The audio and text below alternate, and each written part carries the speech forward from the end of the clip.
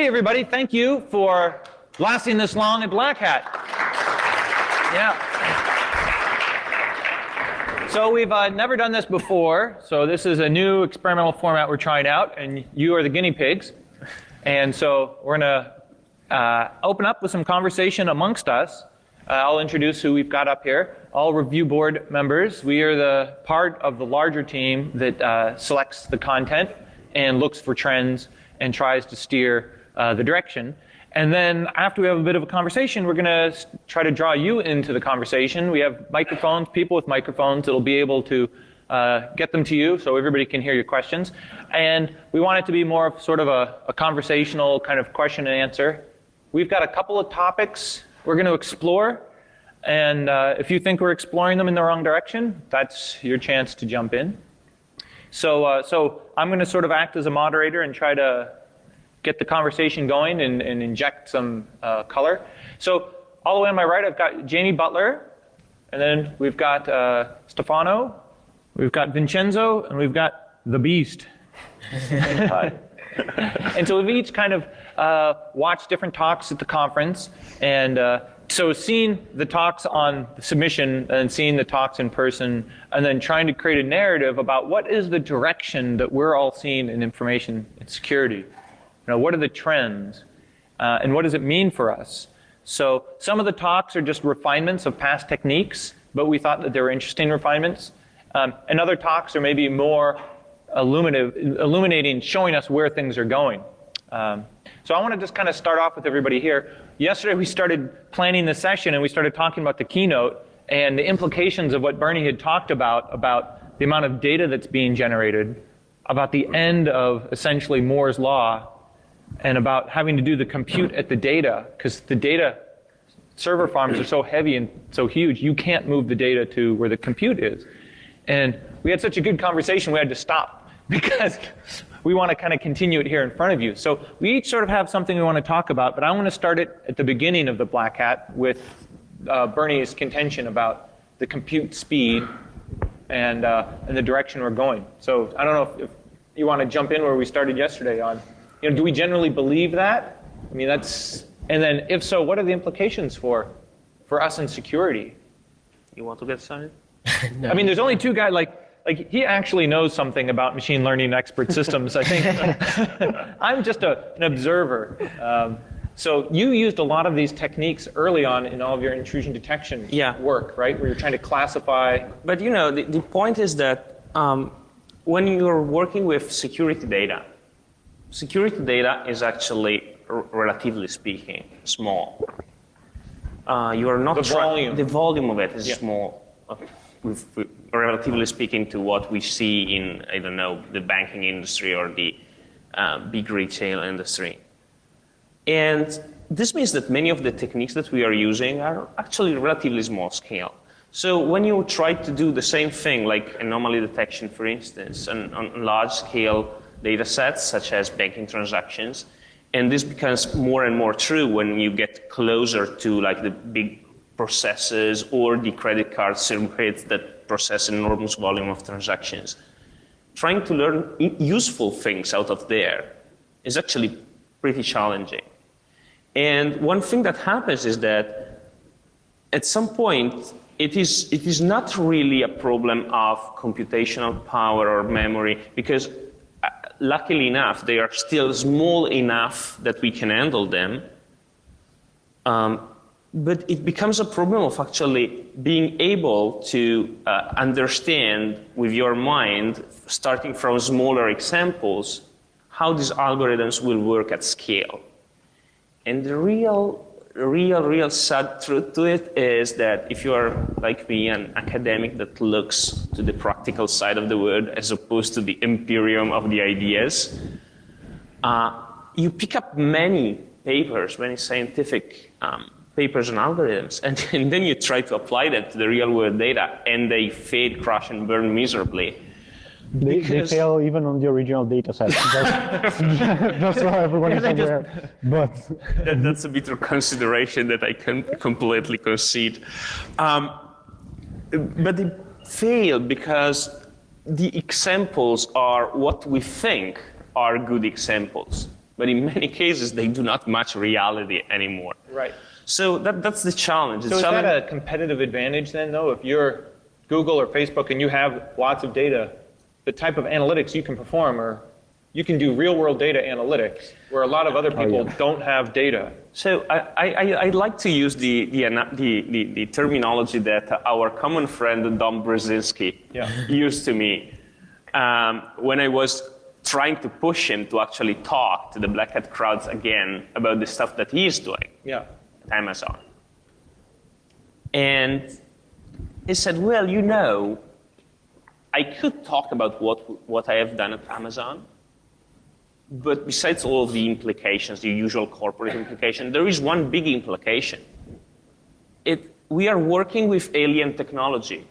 It's technology that it's only useful to us. There's nobody else in the world that has the same problem. We are kind of a singularity, and we are solving problems that only we have and conceivably will have in the future.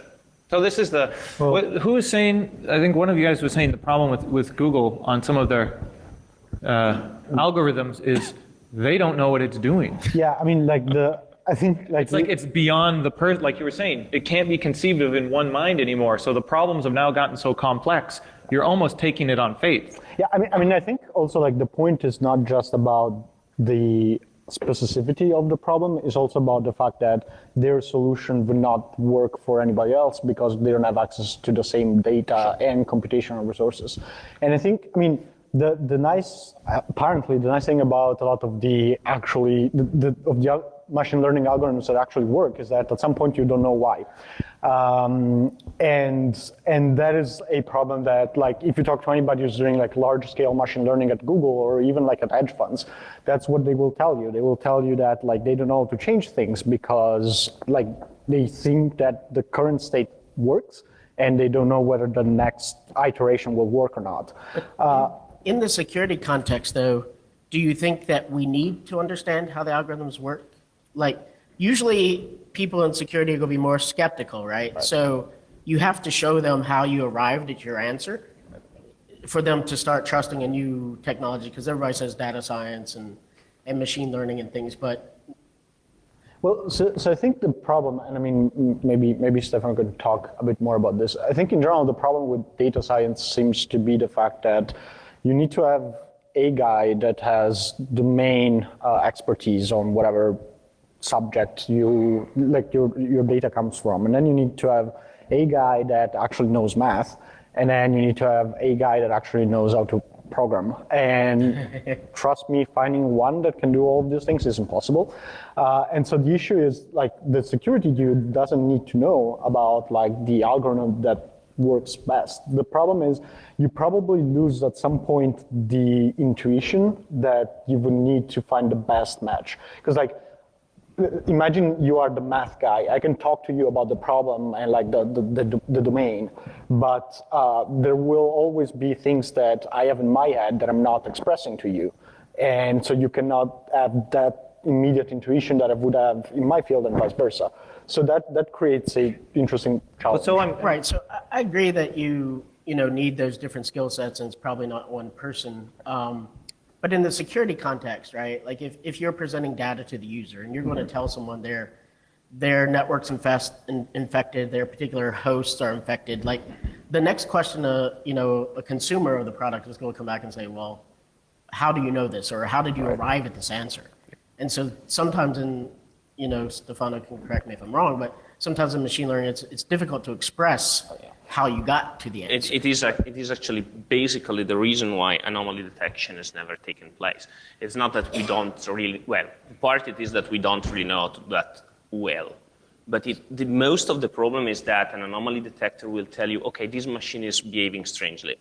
And then most of the, and that's not actionable, right? You don't know what to do with it. Define strange and tell me what do I need to do to fix it. Yeah. And that's the reason why people prefer to buy misuse detectors that do not work, as opposed to buying anomaly detectors that may work. Because, misuse detectors will tell you things that are outdated, things that maybe are not relevant, But when they tell you, they give you Yeah. a load of information that you can use to actually tell if it's relevant or not. So does this mean, though, that the future we're moving to is to deal with this data that's coming, we have to move to these systems that we don't fully understand, for the speed of response, for the volume of data. We have already done that. Sometimes you try to do transactions with your credit card, and it triggers something, and it gets blocked. And if you ask the operator on the other end of the phone, why was this transaction blocked, they cannot even answer you. But I mean, you as a business, and you're looking in this future, and you're like, I've got to start buying products. In the old model, I bought signature detection.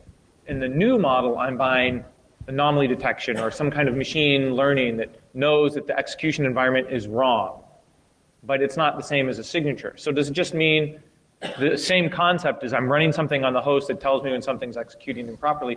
The old magic was signatures, and the new magic is expert system? And it'll be like now with expert systems. Now, hearing someone using the term expert system makes me feel much like when an old lady hears calling her name before getting married. Yeah. But because it's a very, very old name that we didn't use anymore. But you are perfectly right. The point is that we will need to change the way we respond to security threats if we are using this type of systems, because we will get the response without knowing why the response was there. And this is a very typical trend in all artificial intelligence branches.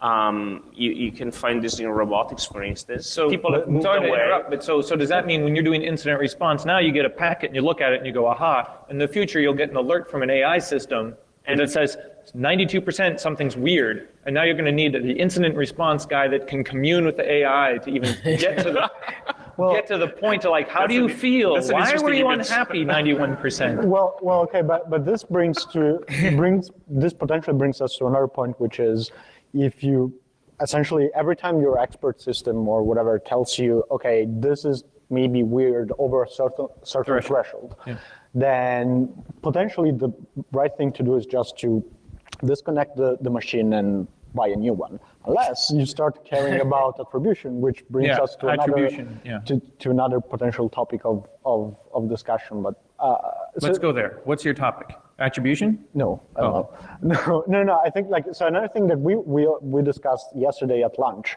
was kind of like, I think the implication between the fact that a lot of people are not learning anymore stuff about like low-level architectures and things like that. And I think a good that everything has become so abstracted, and it's a framework and it's a meta framework, and it's and a good and I guess a good way to pivot from our previous topic to this one is that when you design systems like those, you will start to deal with multi-threading, multi-processing, Hadoop, and all sorts of like weird things. And the problem is, okay, actually, how many of you have written a memory corruption exploit in this room?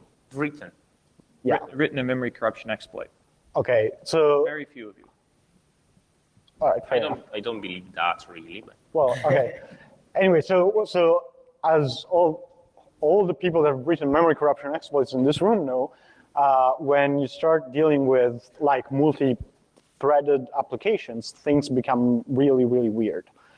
Now imagine that you need to do that at scale on whatever penetration testing engagement. How do you deal with that? And I think the question we got to yesterday was, will we get to a point where because nobody knows how to do that stuff, essentially nobody will be able to neither secure nor potentially attack that level of the infrastructure. So we will need to all deal with like web apps and stuff like that. And So this is the, if it costs too much money to learn how to attack those systems, the only people that will be the people with the right economic incentive. if any. Yeah. And- Well, and so we were joking though. Bernie was saying like how many people know exactly why the compiler spits out certain bytes, exactly knows how when it goes and gets put down on a silicon mesh, like why the gates end up getting arranged. And the number of people who can understand that is getting smaller and smaller, and the people who are running these frameworks is getting larger and larger. And so the joke is, do the people, who has more power in that world, the low-level guy or the high-level guy? So let's see a show of hands. Who would you rather be if you're trying to take over the world? The low-level guy or the framework guy? Low-level? Yeah, and the framework guy. Yeah. Yeah, I think the low-level guy takes the cake because everything else depends on it. You're taking over, subverting the lowest level in the architecture, and it looks like fewer and fewer people understand how it actually operates. On the other hand, to cheer up those that raise their hand for framework guy, if they are looking for a job, being that's a framework guy is Yeah. much more productive. That's right. They'll be employed. They will be employed, not And those because guys of word necessarily, The but be low-level employed. guys would just be bitter, and sometimes that's what drives hacking. Right? Yeah, but that is a really interesting, and if you look at the proliferation of frameworks, the CPU still operates the same way it's operated since the day it was created. But since then, there's like 50,000 new frameworks. Yeah, and I mean, I joke a lot with a friend of mine, probably a lot of you know, Albert Flake, and we always talk about, like, because both of us have, I guess, interest in machine learning recently, and we talk about the necessity of having knowledge about like C++ and assembly. And what people tell you is that these days with Python you can do everything. The reality is that Python breaks very, very easily in terms of like ability to scale. And It scales and then it stops. yeah, because I mean it wasn't designed for that purpose. But I think another issue is there, I think something we also touched on yesterday is when even like here or most conferences, what you see is that the people talking about kind of like lower level stuff, what they're doing is not to go deeper into kind of like a specific lower level problem. They just change the playing field. So in the past, you used to have talks about like browser exploitation, and then you went on to iOS exploitation. And now we're doing, I guess, cars. Next year we'll do fridges until like we'll get to a point where like essentially It's the same thing repurposed into a new green field. yeah, which by the way, I mean, it has value in the sense that when you're dealing with like a different environment, you want to learn about the environment. And so if somebody did that kind of like learning part for you, it's Well, yeah, it's like when people did Wi-Fi and then they wanted to learn about low power. So then they learned about Zigbee. So then Zigbee got beaten up. And then, they move along, but they're not necessarily doing something brand new. They're Yeah. just lateraling. Yeah, I mean, I guess it's breadth versus depth. Depth. And the issue, and I think this is also something that we were talking about in terms of education, like how do you educate people on the deeper level of things? First of all, does it make sense? And then what are the economics there? So it's... I think we had a question over here, this gentleman. Wait for the microphone. I was just wondering how it compares with, you're saying low level versus high level. I mean, how many people still compile or write in assembler? Or how many people are using toolkits now? So I don't agree that working at a low level is a better way of operating. Oh, we're not saying it's a better way of operating. We're saying it will give you more power, and ultimately all the security bugs, if you understand what's happening at the low level, you can exploit classes of vulnerabilities that people at higher levels will never even see. But do you really think that even though people don't know how to code in assembler, they don't know how to exploit maybe the boot sector on a disk drive, Yes. that stops them? Absolutely. Yeah. Absolutely. Like you can watch or like see some tutorial for a very, I don't know, standard way of exploiting a thing, but then to go from there to any level of novelty, like there's no way you can do that unless like, and again, this does not imply that like you write assembly code all day. It just implies that unless you understand how the machine and architecture works, you're not going to be maybe able use that to example to you were do saying, that. the two students. The one that understood. Yeah, so there was, I was at a company and we had two interns from a Ivy League school and we were talking about exploitation and buffer overflows and things like this. This was a while back. And this was a very prestigious university that they both came from and cost a ton of money to go to. And the one, when we started writing out some hex bytes that would be the machine code for the exploit, and the computer science person, her training hadn't been in anything low level, so she didn't understand C, she didn't understand pointers, she didn't understand machine code. So she didn't quite get what we were doing, but the other woman that was an intern was a computer engineer by her degree. And of course, she has to program VHDL and things like that. And so she understood So as soon immediately. as you started doing the hex bytes, Yeah, as soon as we started doing the hex, she understood like, oh, this is going to be machine code, and she got it like right away. Yeah, and I mean, I think another point in that sense is that a lot of the new attacks you see are essentially either due to some major technological shift, either because like things drop in price, which could be the case for like baseband attacks, or is somebody that gains a deeper understanding of a specific, maybe, I don't know, CPU or problem. And then he finds, and he finds a way to like take the next step towards the, I guess, attack path. And this was the case for, I mean, I guess recently the problem with DRAMs, but it was also like, it's almost always the case, even originally with like stack overflows or stack-based buffer overflows versus heap overflows. Like for a while, people thought that like heap overflows were not exploitable. And like if you don't understand how the underlying system works, you will probably keep thinking that. Now, am I saying that everyone should know how that stuff works? Absolutely not. Also because if you want but to... if you look at the trend, we're getting more of one and less of the other. Yeah. And that's not healthy, Because probably. our systems are more large scale, though, right? We couldn't deploy an Amazon cloud. Or Well, that's the something thing, like is that, how, right? as professionals, how will we survive in this new world where, all right, I don't have an Amazon cloud, you don't have a Google instance or whatever, so how will we ever get, as individuals, this skill unless we go and work for a mega company and work on a big team? Well, that's actually kind of a separate problem, right? It's the problem of availability of the test system for people. So usually what happens is that even when you have interesting stuff, whatever it is, from automotive to aircraft to whatever else, whatever happens is that cool hacks, cool, interesting attack vectors begin to be developed when people who have the knack for attacks, so hackers, get their hands on some of these. Yeah. So, and in that sense, Well, I think one of the interesting things that drew me into kind of hacking was it's kind of you against the machine, and you can play along at home and affect major systems. And so it's a game. It's intriguing, right? But like you were saying, and Jeff, we are talking of things that the statute of limitations has Statute of limitations. hopefully it's taken away, right? So I just wanted to. we're not going to go into the definition of hacker. Okay?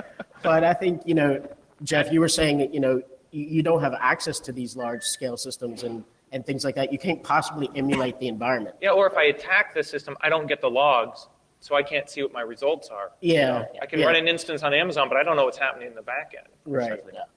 And this is for instance the case now with the developments in automotive, with people actually developing toolkits to play with automotive devices. Yeah.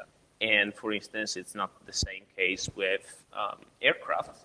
Yeah. Because basically Who an can aircraft. play with- yeah. Who's No, got- there's a few cool people actually at Airbus and Boeing playing with those, but it's obviously not in general availability. So unless you go to work for EADS or for one of its contractor or for Boeing or one of its contractors, you will just not do that. And so that's an interesting thing. Who here, by show of hands, who here is self-taught? You got interested, you found stuff online. Who here thought that this was going to be like a career and you pursued it intentionally? And then there's just a whole bunch of people here because they just showed up at the room. There's the sleeping part. Yeah. Because this is around, spread around. So I would say in the early days, a lot of it was self-directed, but now there's economic demand, right? And Yeah. so now they're trying to create career paths. It's very, very difficult. And you being an academic, yeah. right? You're one of the gateways, right? But it's difficult. It's actually, so one of the most difficult questions that I still get asked, well, there's two. There's one that I get asked from student and one that I get asked from my colleagues. The one that I get asked from students is, how do I get into info security? I want to be a penetration tester. I want to be an info security professional. What courses should I take? Yeah. What should I do? What classes? What books? And it's an amazingly difficult question to answer. Yeah, every other field, there's a path. Yeah, because we were self-taught, and we have not yet built, I feel, like a path for people that want to enter. And the other thing is what I get asked from my colleagues, which is one of these two alternate forms. It's how do you teach people whatever is it that your subject is about? Yeah. And the other form is, why do you teach people to break software? Why should you teach that? Right. And But one is like the legitimacy of the field. yeah, and the other is, how do you teach that? And actually, if I think about it, I cannot really figure out a way to teach people how to break new things. So is this the nurture versus nature debate, right? Either you think like a hacker or we can train you to think like a hacker. That's precisely what Yeah. I'm saying. And the problem is that, at least for me, I can think of ways to train people to write a buffer overflow, but I'm not so sure that by training them to write buffer overflows, heap overflows, and heap spraying, there will be among them the next Vincenzo, Yozzo, or Beast that will develop the next thing. Right. The one that I cannot teach them yet. Right, but isn't the Occam razor here the fact that essentially you teach people how computer works? Like you go study computer engineering or science, and then depending on your inclination, you will either become a software engineer or an hacker or whatever else. Like, do we really think we're that special that we need? Well, so that's why I want to bring Beast in the conversation. Beast is very active in Korea with the Best of the Best program, where the government seeks out and has a whole program, a 9-month program, to try to train people to be essentially hackers. Yeah. So why don't you? So what have you learned? You've been doing it for a couple of years. You know, do you build hackers, or you take an innate skill and then build on what they already have? So, I mean, there's no certain way to make people skilled hackers. I mean, if somebody knows that, I mean, they could have really good power. But I believe nobody knows that yet. So South Korea needs a lot of hackers because we have North Korea. But, I mean, I was kidding. I mean, every industry needs hackers. I mean, security experts. So we started this since 2013. So we were thinking about how to make good hackers. So because the program is supported by the government, so which means we have budget. So we were thinking like that there are a lot of people, a lot of students in Korea, they are interested in computer security. But we didn't have any idea what students we were gonna take because there are so many appliers. So we're thinking like, okay, if there's someone who went to the good university and a good computer science skill, maybe, but he doesn't have any idea on this computer security, we gotta take them. Or it's like there's a young guy like 16, but he always knows the computer security, but he's really stuck at study. I mean, at school. Yeah. So you have to filter out, right? They might have academic credentials, but no actual. Well, we start. I mean, we get like a 50-50 students, both of them, but we don't get the answer yet because we don't know the certain way to teach people. I mean, so it's like. But so you get all these applications, you screen them down. Yeah. Based on a skill test or something, True. right? Yeah. Yeah, and then you whittle them down from 1,000 people to maybe you accept a couple hundred, Right. down to the 10 best. Yeah. Right, and so along that pathway, are there certain skills of who, the 10 best always seem to have certain skills, like they're very quick at learning, or they're very generalizable skills, or they always come from a certain, Yeah. what are you finding there? Like, what are like if you were hiring and you wanted to hire for those skills, what would they be? Or or teach those skills, right? Because if you can figure out what that is, then it can inform academic. That's the point. Well, but sorry to interrupt, but like, so for instance, what's the name of the guy? Thomas Fashik? Yeah. So he's starting a new company, right? Based mostly on essentially ways to change the hiring processes used, especially in Silicon Valley, to hire both like developers and security people.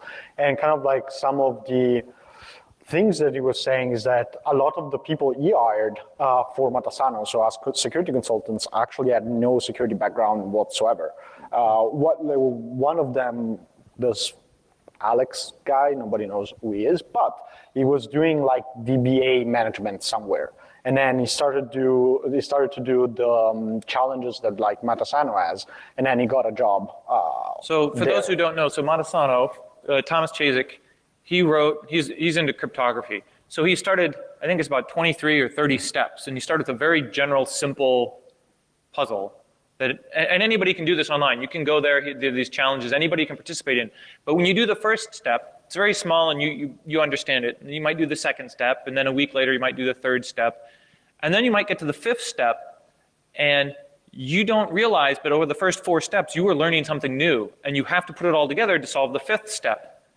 But by doing them in small bite-sized pieces, you don't realize you're building the foundation for the next skill. And it turns out that is a really powerful way to teach people. That's why I recommend people playing on CTF, Crypto Flag. Yeah. And I mean, so I think another example is, was it for Syscan? So I think, Alvar, was it for Syscan the plane ticket for whatever woman was able to resolve the, okay, and she was doing something else before, right? Okay.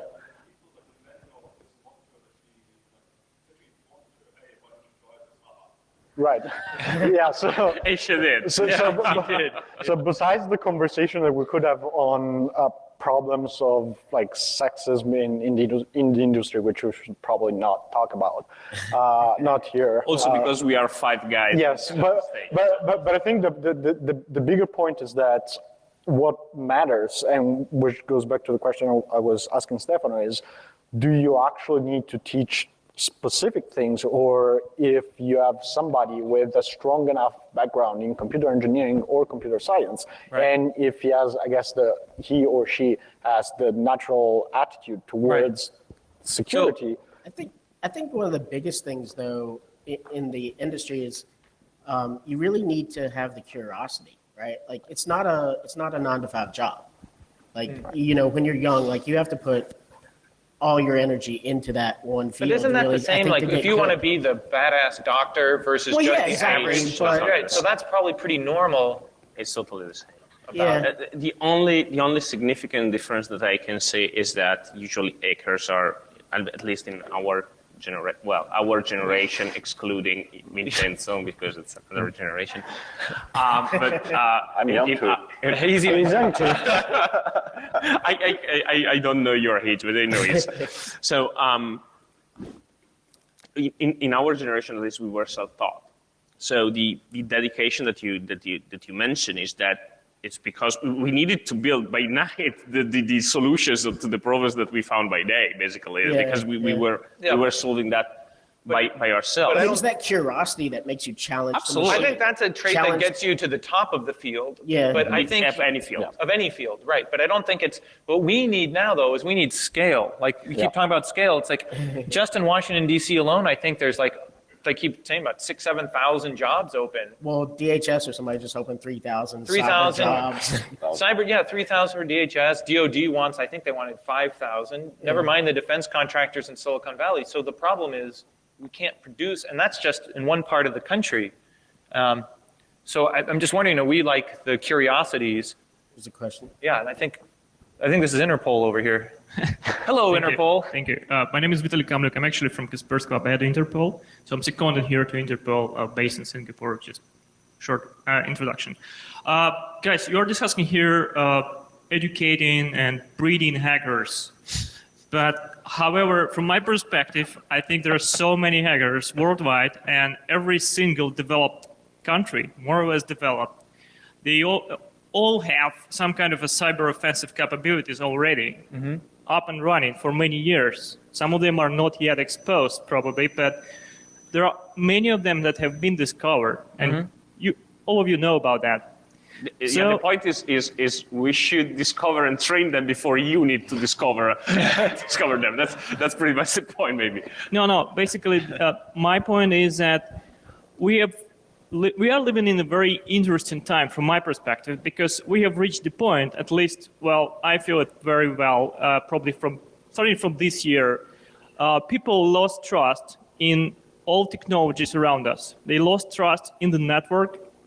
They lost trust in hardware and in software, because everything can be forged, faked, interdicted, intercepted, and stolen. And if you trusted encryption before, I think since a couple of years ago, there is no trust in that anymore as well, because the algorithms can be altered, can be changed, can be somehow modified in the way that they are not protecting you anymore. So people lost trust in technologies, and for me it's kind of obvious now.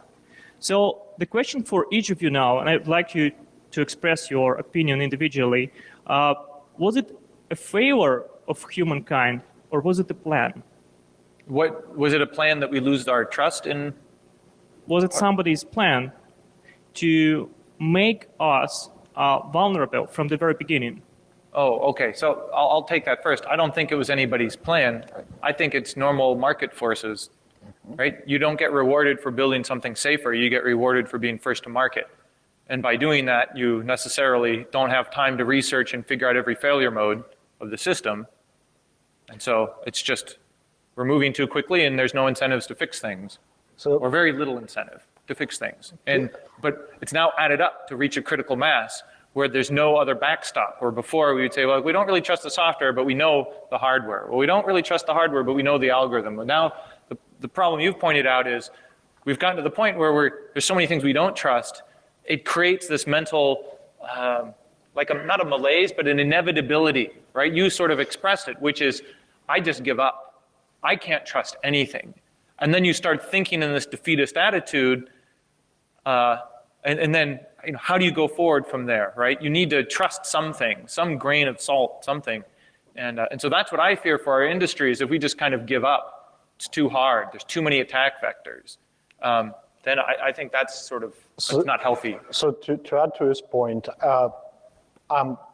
beg your pardon, I'm going to use you as a scapegoat for the Interpol and every other government organizations that deals with cyber stuff. Now, to what Jeff was saying, maybe this is changing today because people are not trusting technology anymore, but for the longest time, there was no interest in securing stuff. So if anything, the people that were supposed to raise a red flag and say, hey, maybe we should think twice before allowing these companies to deploy software this way and so on and so forth, should have been governments or Interpol or Europol or whoever you want to Somebody should have said about. This is risky. Yeah, and it should have been the public sector, not the private sector, because the private sector had no incentive. Now, I think what I'm trying to say is that it wasn't anybody's plan, but it should have been somebody's plan to think that this was going to happen sooner or later. And when you think of where we are today in terms of policy, it's still mind-blowing that nobody actually has a decent enough understanding of technology and this space to actually come up with reasonable 50 years of computing and we still have no real policies. Yeah, but that's really the point, right? And thank you very much for using my scapegoat from the point of view of an employee of the Italian government. I'm happy that he took the blame for all government employees ever. But you work in university. Yeah, so it's kind of different. But that's pretty much the point. You say it's been 50 years, but come on, how long did it take aviation to become safe? Yeah, well, 100 years? I guess I don't want to totally go in this direction, but really, I want to see by a show of hands, there's no liability for poor software. right? We are operating with no liability. Wow, that's amazing. No other industry has that, right? We are living in a bubble universe where we have no liability for the stuff we do, really. And if you look at Boeing or Airbus, they write millions of lines of code in a life safety critical system, and it goes in an airplane, and they're liable, right? And that's why their stuff works most of the time. Right, and then auto manufacturers, millions of lines of code, Tesla, millions of lines of code, and they're liable. But when you take millions of lines of code and you put it in an online database, an Oracle database or whatever, that's handling medical records that's life critical, no liability. Like, I'm curious, how long can we honestly expect our industry to let us get away with that? Where everybody else has liability except us, and we're the area that's holding all the keys to the kingdom? Like, I don't see how we're going to be, government's not going to let us get away with that forever. And when that changes, I think that's going to be the big paradigm shift. I totally agree. So I'm curious on your take. Am I smoking crack? Or? No, I totally agree. Well, yeah. It's a different question. Do you really want me to answer that question? Or you want to, I mean, especially in Singapore, I don't think that's the type of conversation we should have. So yeah, that's the line of conversation that we will drop here. But it's absolutely the point. So the point is that the point I was trying to make with the airplane example is that when the aviation turned from a technology into an industry, then it was liability and the need to build confidence that actually took it from being like, okay, let's try to land this thing on this field where there's no light, there's no instruments, there's no radar, and let's hope that the fog does not come down at the wrong time, right, to the place where it is today. Without any sort of liability, without any sort of market incentive, we already have a market incentive for security. Yeah. Actually, it's a lack of security. You actually have contributed, maybe more than most people in this room, to create at least part of a pressure on vendors to fix their software. Right, but our power through Black Hat is only the name and shame. Yeah. So can I play devil's advocate here? Yeah. I think it's a case of be careful what you wish for, because I mean the problem is the more regulation we will get in the software industry in general, the more margins will go down, which means all your shiny new startups will not start, and which means all of our salaries will go down, and so on and so forth. So right, but look at the alternative, right? Is it acceptable for governments to allow no liability in this area? No, absolutely. But I think what would be mature to do would be to actually have a private sector conversation and be like, right. Do we really the private sector will only have those conversations under threat of regulation, right? We'll do the right thing because you're going to force us to. But I'm just pointing out, in my lifetime, this will happen, I think, because the systems are becoming too important to not have liability. Absolutely. I'm just curious how Who imposes the liability? I mean, I was hoping to be insurance companies through rates and market forces. Right. But if it's not insurance companies, I don't see we get a free pass. Yeah, it's probably I know a few years ago I was. Okay, I'm sorry, we've got a question. Hello, I really like the comparison of the airplane industry moving from a technology to an industry, and I think the same is currently happening if it comes to security, maybe software security or network security. So I had the chance last year to have a private talk with Melissa Hathaway. I think she should be well known. Melissa Hathaway? Yes. And she was also elaborating that in the US they are starting campaigns right now that companies, if they have a security breach, will made hold liable for that breach. And right now also insurance companies are stepping onto the horse and looking how to protect small companies about all these issues. So I think we are currently also in the shift of moving from a technology to a more bigger industry. Yeah, I think in the United States, I don't know, I'd be interested in hearing what other countries are doing. In the United States, last I checked, there were 63 insurance companies that are offering cyber insurance. I'm sure the number's greater. And the interesting thing is when I talk, like Zurich Insurance is a big player in this area, Liberty Mutual, Aon, is they've moved now from the checklist, you report on yourself and tell us how many systems you have and how they're deployed, and we look at that and we give you an insurance quote, to now they'll deploy their own on-site or remote red team testing, and they'll validate for themselves what you tell them. So on one hand, that means full employment for red team testing because all these insurance companies are going to want to validate what these companies are telling them, which might keep them more honest. But I think that's the paradigm shift, right? Insurance is starting to get involved. And in the United States, we have 48 different breach notification laws. So there's 48 standards, but pretty soon, in the next 4 or 5 years, we'll pass a national notification law. And once there's a standard notification rule, the statistics will be gathered on those breaches, and that will start to inform insurance. And then we'll see the insurance industry, that'll be one thing that helps insurance industry grow up. So if you're in a different country that's already gathering statistics, I'd be really curious. But this is kind of trickle down Right. liability, right? So you're holding the companies that are breached liable, or they're You're already blaming the victim. Yeah, they're already paying a huge price if they get breached. Like you have to issue new Right. credit cards, you have to provide credit insurance and things like that. But the industry, the providers of the software that's providing the protection, Right. aren't held liable. Because you can't, if you can't hold the manufacturer liable, Yeah, it's a shift of blame. yeah. So I'll go to the audience for another question, if anybody has one. Over there. Yeah, over there. He must be a hacker because he's in the last row.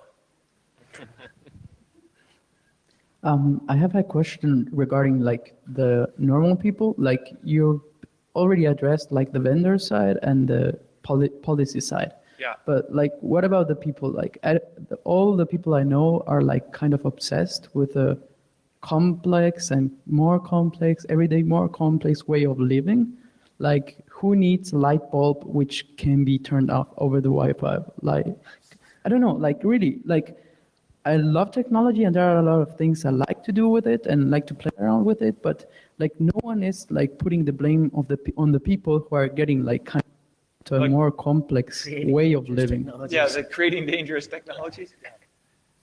So I wanted just to know your perspective on that. Like, how do you think normal people could like start being more aware of actually the technology they're using and the fact that when they rely on light bulbs, which can be turned on over the Wi-Fi, they're actually exposing themselves to. Well, I'll start off and then we'll see get your take of the panel. But I don't think as a consumer, you shouldn't have to worry about this stuff. By the time it hits the mass market, you should make some assumptions like you should assume it's safe. You don't have to be a computer security expert to screw in the light bulb, right? Like my mom should not have to be a computer security expert to browse online, but she kind of has to be in today's world. She doesn't have to be an automotive expert to drive her car. The safety systems just work.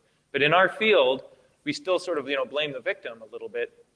Like, oh, you shouldn't have bought that network connected house smoke detector. Ha ha ha, you idiot. It's like, but wait a minute, it was on the shelf. I bought it, I plugged it in. Isn't it going to do what it said it should do? And it's like, But Go ahead. so I think, a bigger problem is not from a security perspective, it's from a privacy perspective, which brings us to a slightly different problem. Because like, if people start to die because of like computer security problems, those will be fixed and they will go away. Most likely. with massive regulation and With massive- overreaction. yes. And So, but the bigger problem is all the privacy aspect of all of that, because realistically, Yeah. you as a consumer don't want to deal with the privacy implication of things, because you have better things to do with your life. At the same time, you want to have the latest shiny things because all of your friends have that. So the problem becomes, is there a nice trick to deal with that? And kind of like the joke, I think one of the jokes on Twitter was for like how long the ads industry can subsidize the technology industry. And probably like, depending on who you talk to, the answer is forever. What happens when the ad agencies have everything on everybody? There's nothing new to mine, right? Right, and so that's the part that scares the crap out of me a lot more than the security, like the purely security concern. Also, in the consumer world, it's not really necessarily the case that regulation will work a lot. I have a very shiny new example that was basically, it appeared online a couple of days ago from Brussels. So I hope that not many people in this room have to worry about what Brussels does.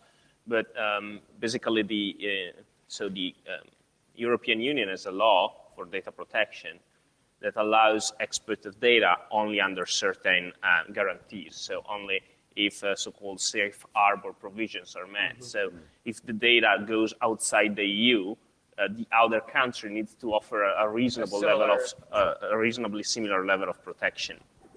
And in a recent audit, the Commission arrived to the conclusion that, given several recent developments that I will not stay and recount, the US do not offer that level of protection.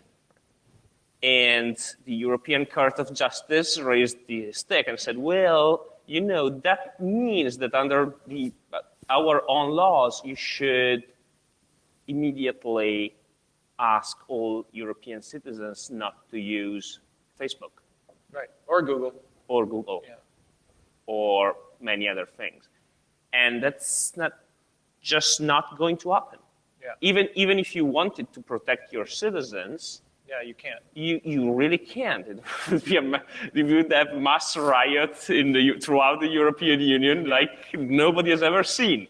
So you can do only that much with regulation when it is oriented to the consumer. The consumer will want to do things their own way in any case. I think, I'm going to divert slightly the conversation here, but I think one potential consequence of the regulation, which is another case of be careful what you wish for, is that because smaller companies do not want to bear the liability, they will more and more move towards the cloud, which means we will have the 5 or 10 providers in the world that will become the equivalent of too big to fail for banks. So I don't know this is the risk aggregation, right? Yeah, and I don't know like if any of you guys care about finance, but there's this awesome guy that writes this blog on Bloomberg, and he was talking about how do you audit the balance sheet of a bank, and the answer is you don't, because it's way too complicated.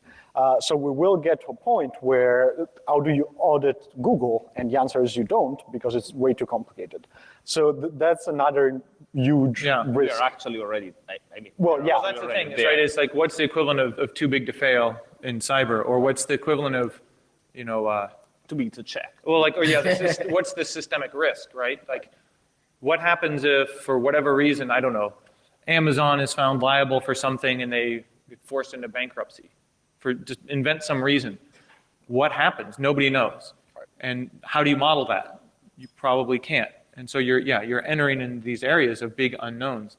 And the other thing I like to point out is you move to these clouds, you see debates in companies that say, the debate goes something like this. A foreign nation state is attacking me. We'll pick the Sony example. North Korea is attacking Sony. The US government should protect me because I pay my taxes and I'm a US company. That's really great and self-serving for Sony, because they get to transfer all liability and risk to the taxpayer, to the government. So on one hand, you could say, yes, well, if Sony was physically attacked, that's a government response. But they're electronically attacked, so all of a sudden, Sony, you don't have to spend a penny on defense. You just shift all liability to the government. It's like, that's very convenient for you. And so we're in this area where we don't understand the rules of the game. Like, what is a corporate responsibility? What are you responsible for? And then when do you get to shift the liability to somebody else? Right? And so that's a shifting line in the sand. Sir? Thank you. You discussed liability and how pressure and how companies would become liable, and you looked at policy makers and things like that. But the real pressure is the market pressure. Right. And who has stopped buying gadgets from whatever company because of a breach, even though it was published? We know the implications. Right. And the comparison with the airline industry is not quite correct at that point, because if I knew that 90% of the planes are going to crash, I wouldn't take the plane. Right. Even though I know a different airline, right? Of any airline, if I look at only 2 manufacturers for planes. Yeah. And if though we acknowledge today, it's not a question if I'm going to be hacked, but when, then I consider that I'm going to crash at some point. And that's apparently There's degrees acceptable. of crashing. Yeah, but apparently that's acceptable. Yeah. But I'd like to come back to the point of trust in technology. And I think it's, or I would like to ask the question, if it's not only the technologies that we know and the policies that we push, but also those institutions that stay out of policy, for example, law enforcement or secret agencies that undermine the trust that we have in technology. Because even though we will have market pressure saying, I want to have secure products, and even though there will be policies saying you have to disclose it and there will be punishments, there are some entities staying outside and maybe driving weaknesses in algorithms, as you pointed it out, that will go unpunished because they're out of policy. What do you think about that? Yeah. So I think the marketplace will punish companies that are too complicit with these forces. For now. Yeah. But then, like, I guess the question I might have for you is, what is the difference between, like, would you rather Google have your data or would you rather the NSA? I would prefer the NSA or the FSB or whatever intelligence agency you want to pick, because They're not monetizing. Yeah, I mean, realistically, they're not going to send shit at my place because I need to buy stuff.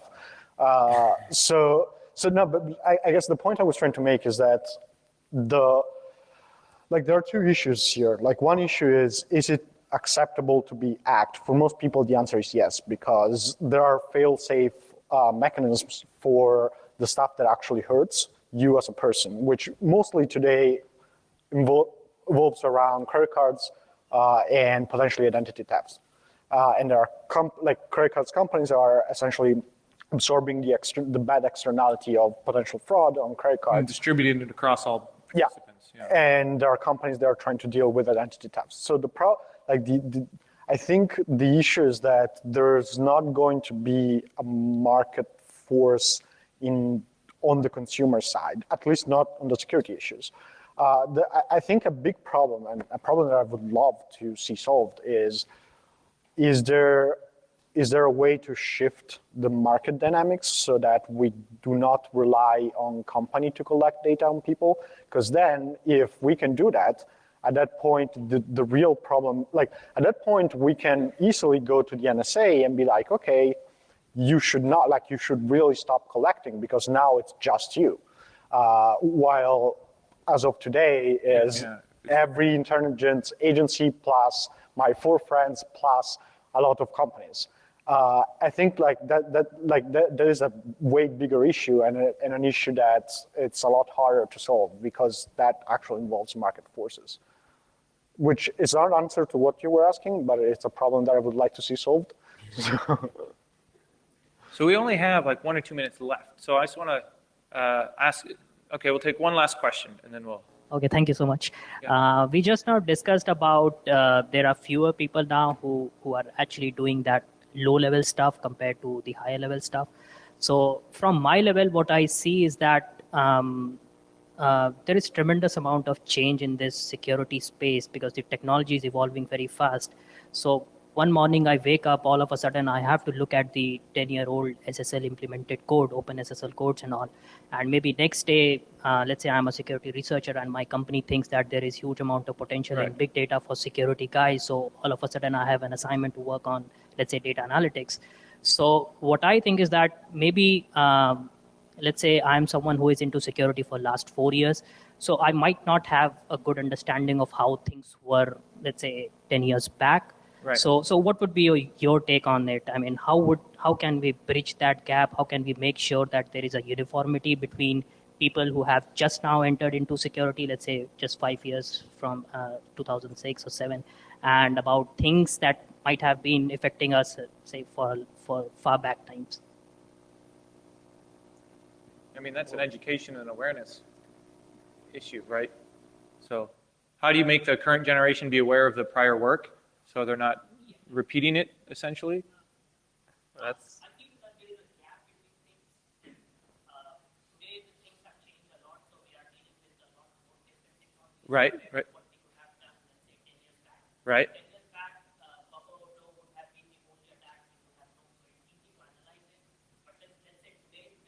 Right, there are 10 different styles, yeah. So it's just the complexity question.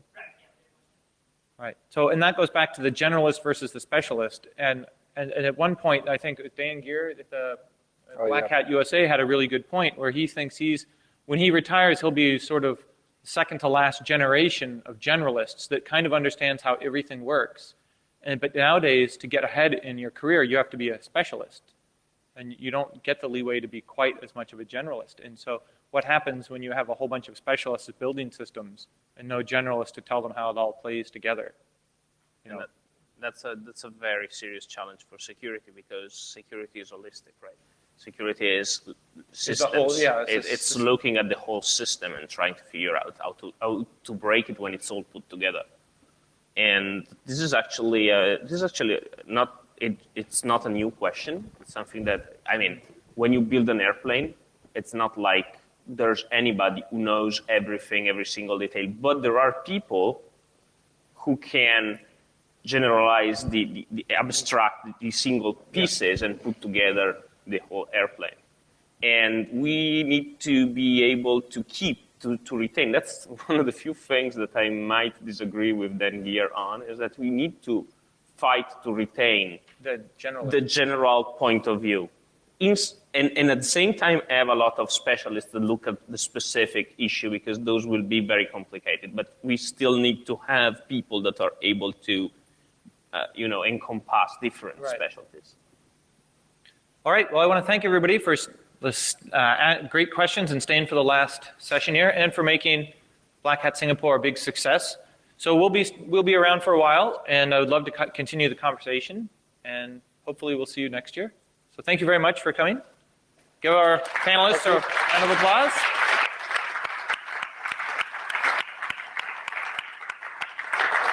That's it. Great. Thank you, everyone. Thanks. I have to go to the